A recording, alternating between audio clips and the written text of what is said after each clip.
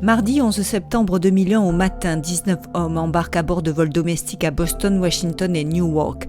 Leur projet, détourner ces avions pour les transformer en projectiles géants. Le premier appareil, un Boeing 767 d'American Airlines avec 92 personnes à bord dont 5 pirates de l'air, s'écrase à 8h46 sur la tour nord du World Trade Center. À 9h03, un deuxième Boeing 767 de United Airlines avec 65 personnes à bord dont 5 kamikazes s'encastre dans la seconde tour jumelle du World Trade Center, événement suivi en direct par les télévisions du monde entier. À 9h43, un Boeing 757 d'American Airlines avec 64 personnes à bord dont 5 terroristes s'écrase sur le Pentagone. À une vitesse de 850 km/h, il percute la façade ouest du ministère de la Défense.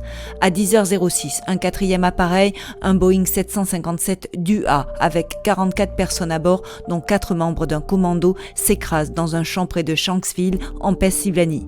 L'objectif précis des pirates de l'air reste à ce jour inconnu, mais à environ 20 minutes de vol de Washington, l'avion aurait pu frapper le Capitole ou la Maison-Blanche.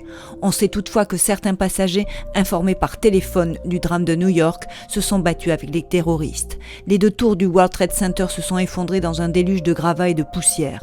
La tour nord à 10h05, la tour sud à 10h28. Des centaines de personnes qui n'ont pu être évacuées et des sauveteurs sont alors ensevelis alors que Manhattan est recouverte par un immense nuage de fumée noire et de poussière. Ces attentats revendiqués par Al-Qaïda, un groupe jusqu'alors peu connu, ont fait au total 2977 morts, dont 2753 à New York.